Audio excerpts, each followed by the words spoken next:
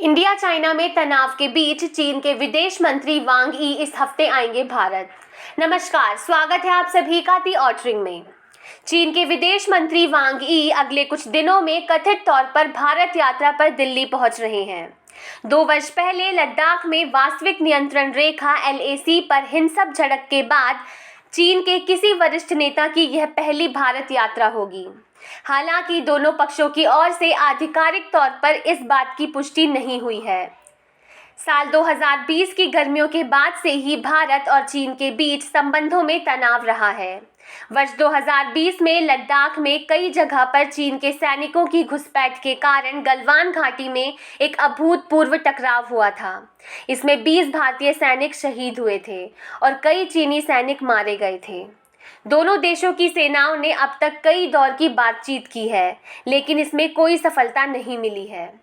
वांग यी और विदेश मंत्री S जयशंकर गलवान घाटी में हिंसक झड़प के बाद सितंबर 2020 में मॉस्को में और सितंबर 2021 में दुशांबे में 2 बार मिल चुके हैं। पैंगोंग झील क्षेत्र में झड़प के बाद 5 मई 2020 को पूर्वी लद्दाख में सीमा गतिरोध शुरू हुआ था। 15 जून 2020 को गलवान घाटी की झड़पों के बाद गतिरोध और बढ़ गया। इस झड़प में कम से कम 20 भारतीय और 4 चीनी सैनिक मारे गए थे। एक अन्य रिपोर्ट में दावा किया गया था कि संघर्ष के दौरान चीन के 4 नहीं बल्कि 42 और चीनी सैनिक मारे गए थे। मंत्री वांग यी ने इस महीने की शुरुआत में कहा था कि हाल के वर्षों में चीन और भारत को द्विपक्षीय संबंधों में कुछ बाधाओं का सामना करना पड़ा है। यी ने सीमा मुद्दे के निष्पक्ष और न्याय संगत समाधान के लिए समान स्तर पर बातचीत के लिए अपने मतभेदों को दूर करने पर जोर किया। उन्होंने अमेरिका का नाम लिए बिना कहा कि कुछ ताकतों ने हमेशा चीन और भारत के बीच तनाव पैदा करने की कोशिश की है। सीमा मुद्दे और दोनों पड़ोसियों के बीच संबंधों पर एक सवाल के जवाब में उन्होंने कहा कि चीन और भारत के संबंधों को हाल के वर्षों में कुछ बाधाओं का सामना करना पड़ा है और ये दोनों देशों और नागरिकों के मौलिक हितों की पूर्ति नहीं करते हैं।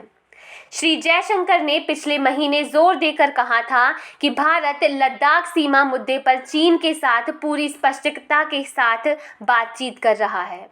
उन्होंने पेरिस में एक थिंक टैंक में बातचीत के दौरान कहा कि वह यथास्थिति में किसी भी बदलाव या वास्तविक नियंत्रण रेखा को एक तरफा रूप से बदलने के किसी भी कोशिश के लिए सहमत नहीं है। इसलिए वह कितना भी जटिल हो, इसे सुलझने में कितना भी समय लगता हो, यह कितना भी मुश्किल हो, मुझे लगता है कि यही स्पष्टता है जो हमारा मार्गदर्शन करती है।